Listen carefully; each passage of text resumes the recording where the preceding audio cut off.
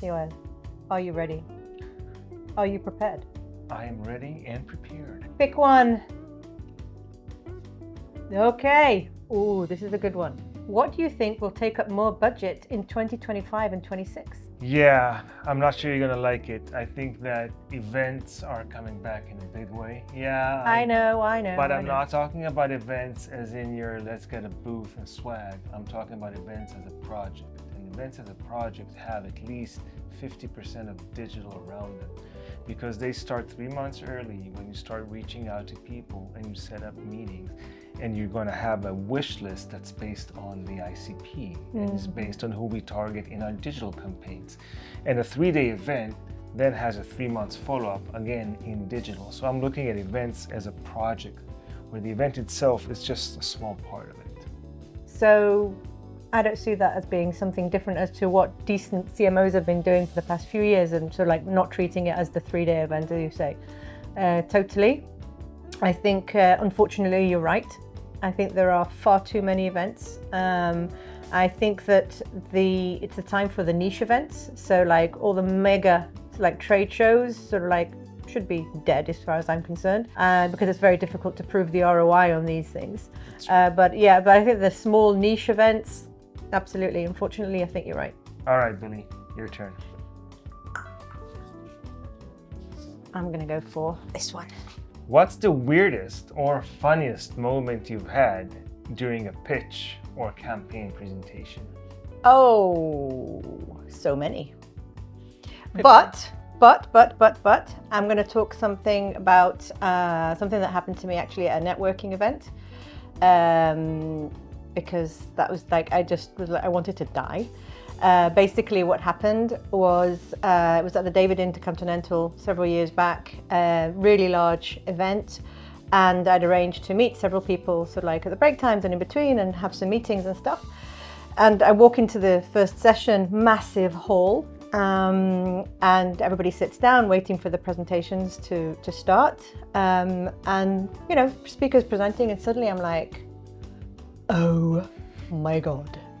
Like my pants were completely wet, completely wet. And I just need to explain that I was wearing light pants, like they were light grey pants. The whole of my arse, the whole of my legs are completely wet.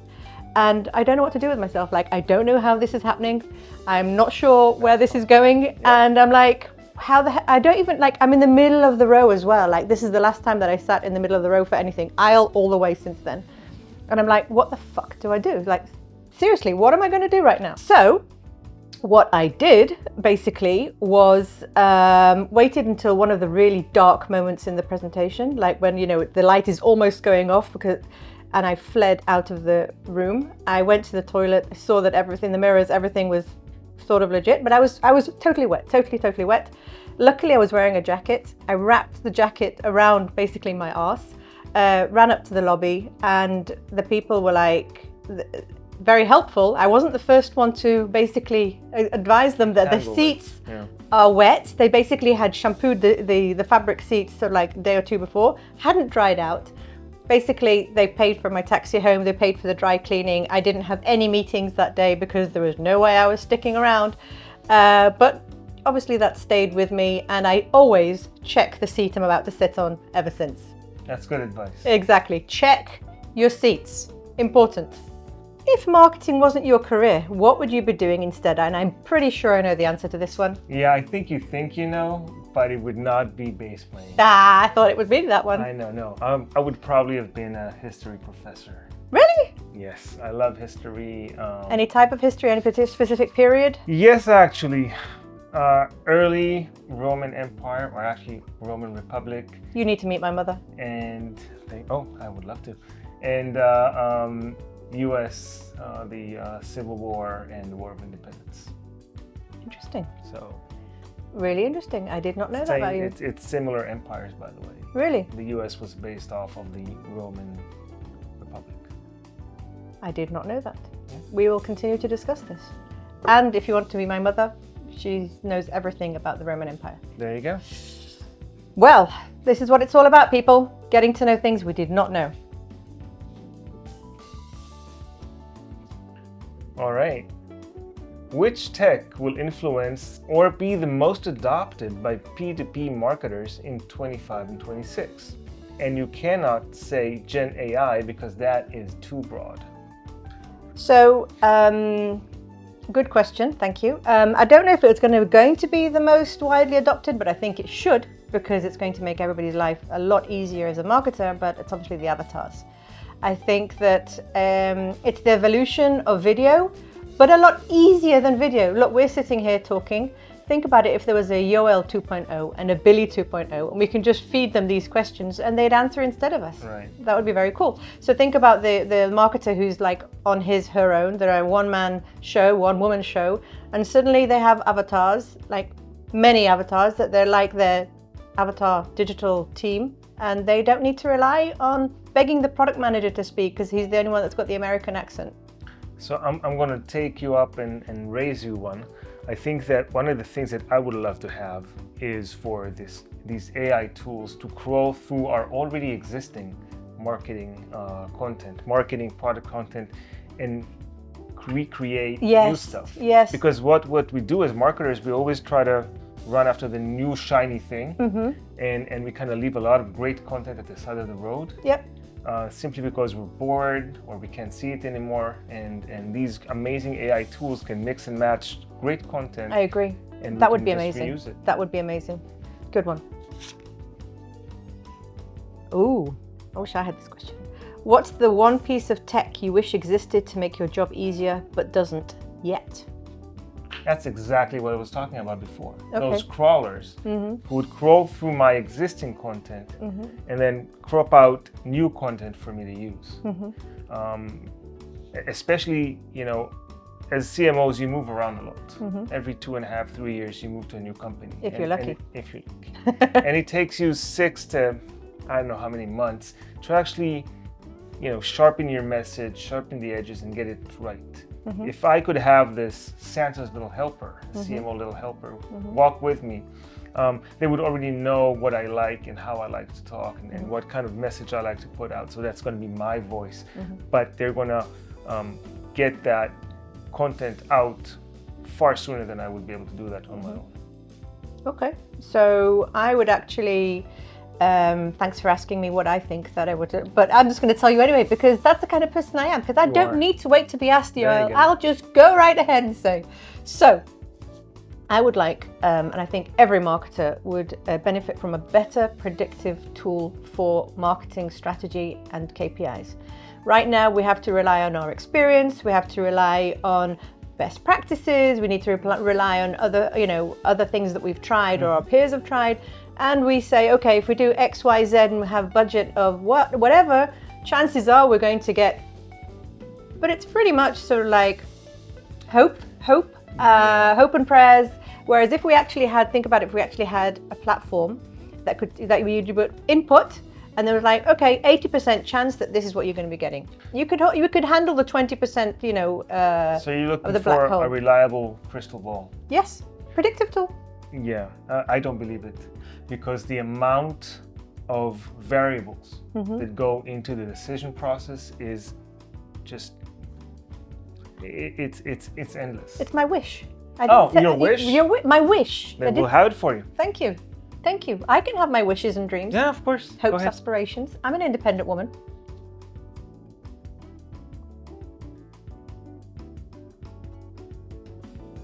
Are you ready? I am. Question number, whatever. Ooh, if you could meet one person in the world, who would it be? It's easy, and he's not a marketer. Or No. maybe he is. Bruce Springsteen.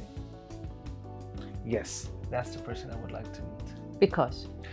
Oh, because I love his music. His music is simple and direct.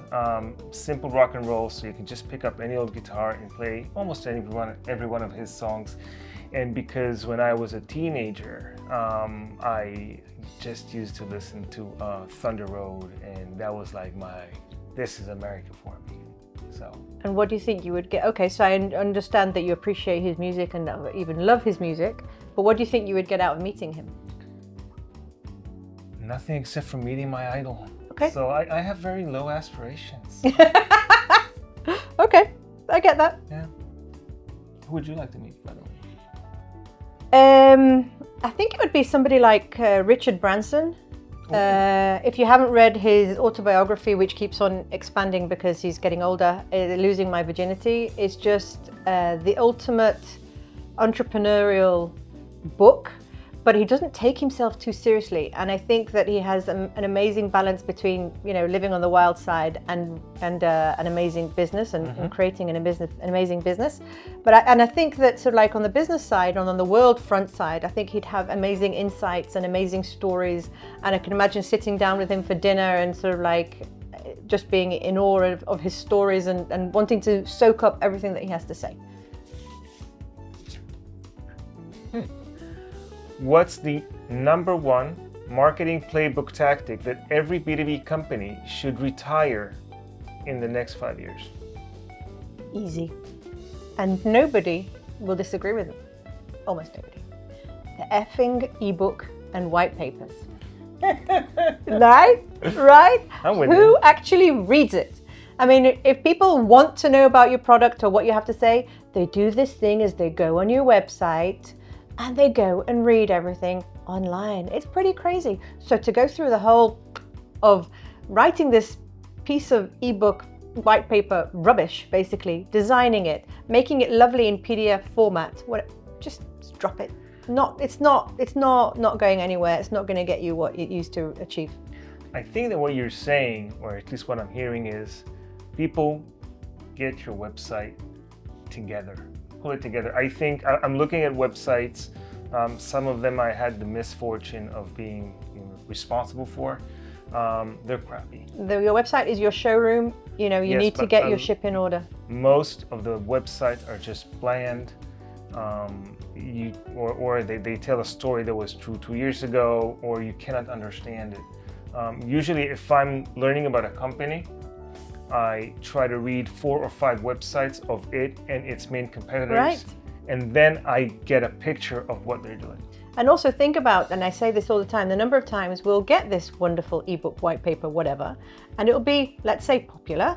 And then people do more research. So they get to the website of said company that's created this said ebook, and they look around their website. And as you say, it's like either really, really thin, like 5 pages of nothing, or it's just waffle, like no differentiation, looks like the competitors. It's like, no, get your ship in order, get your website in order. Absolutely. We're almost done. Hang in there with us. I want this question. If you had unlimited marketing budget for one campaign, what would you do? It's silly. Influencer campaign. Really? Yes. I think that there are more and more young people who are buying. Well, they're younger than us anyway. And I think they learn or they know how to gather their information from social media, but not social media like LinkedIn or Facebook, but actually the Instagrams and TikToks of the world.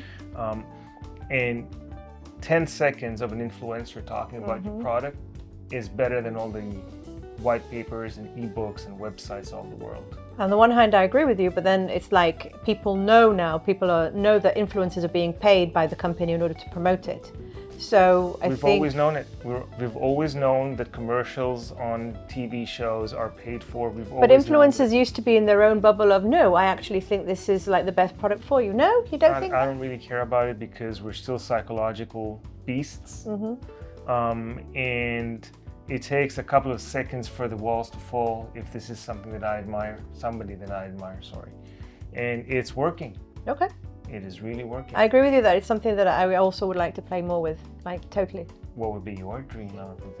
Totally something that I used to do a lot of it in the past as an employee when I was in charge of my own budget. It's something that's more experiential. So you do a takeover of a place in order to have the whole immersive experience. So let's just say I'm launching a new cybersecurity company.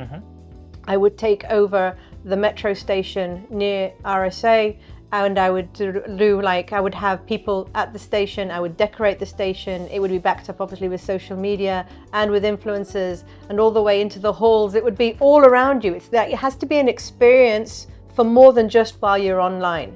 It needs to make people want to find out what this is about and to think, hey, I'm curious. So what is that? What in one It's word? it's experiential, I think. It's an event, and you hate events. It's not an event. It is an event. It's not an event. It is It's an event is you go into a hall No. and you come out of a hall. An And event yes, is a birthday is an event. If you celebrate in a restaurant, it's an event. You're creating an event, an experience, an event, because you can create an online experience as well, but you're not doing this. You can create a VR experience. You're not doing this. You're creating an event. I love it. I subscribe to it, but let's call it by its name. we'll agree to disagree. It's more. It's literally. It's more immersive. It's more sort of like. It's an immersive event, but Okay. it's an event. So Fine. remember, what do you believe troubles most B2B tech marketers right now? Sadly, it's getting fired. Hmm. I think that it's no secret that the average lifespan of a CMO is 18 months, and I think it's largely due to management having unrealistic expectations from the CMO, and too much shit gets thrown at the CMO to deal with in an unrealistic period of time with unrealistic budgets, unrealistic capacity to get this done. And I think that CMOs are feeling this pressure. They're going into this job understanding they're going to have pressure, not really until they're in there after the 100 days of, let's say 100 days of grace that they get, even though most of them don't. And then they're like, how the hell do I actually manage to achieve what I need to achieve before I get sacked? Or in order to not get sacked. I think that, they are, I think if we're honest, that's why a lot of the marketing plays that we're seeing today are trying to get the quick wins and the quick fixes and doing things sort of almost backwards. It's in order to, let me show something. I have to show something, otherwise I'm going to be fired. So sadly, I think you have a good point in saying that as a CMO. I think the second problem is CEOs being enamored, is that a word? With AI tools and just telling the CMO, just put AI on the problem, forget the budget that you used to have. And there's AI for it. Yeah. Can you find a tool to do that for me? No, there is a tool to do it for me because I read it on the way here on the train. Yeah. Let's use it. The last one, my friends, the last one. If you could be the CMO of any company in the world, which company would you pick? Okay, so you know the difference between children and grown men? No. It's the price of the toys. Ooh. So my dream company is Lego. Why? Well, I think first of all, I just love Lego. Okay. And I want to be associated with that brand. But second of all, I think that Lego today have an amazingly hard challenge. This is a company that's selling real toys to a generation who's used to just digital toys and instant gratification, whereas Legos will take hours, sometimes days to build. And then it's really imaginative because once you break whatever you built, you can build new things from it. I used to spend hours just working with Lego. So I think it's an amazing company with a great legacy. I think they're only improving and they're adapting to the different generations that are buying their products, and I would just love to work there. So I can understand why you'd love to work there because it's cool and exciting, but I think that, as you say, they're solving the challenges. So what would be your goal? They're already solving the challenges, they're on a roll, they know that they need to be up to date with the latest, if it's Fortnite or if it's Harry Potter or if it's Dora, they know that they can't just stick to the old bricks and sort of what do you call them? Plates, whatever. They need to be sort of in with the new categories out there. So what's the challenge? The challenge is to keep on doing it for a long time. Scaling up the mountain is easy. Staying on the top of the mountain for a long time, that's difficult. Great brands do that. Coke, Nike, Lego. And that's a real big challenge because just inventing things and then moving on to the next shiny object, it's cool, it's great, I love it, it's what I do for the last 2 decades. But building a legacy, that's something. Yoel, you're a star. Thanks, Billy. Thank you. I always love it. I love it.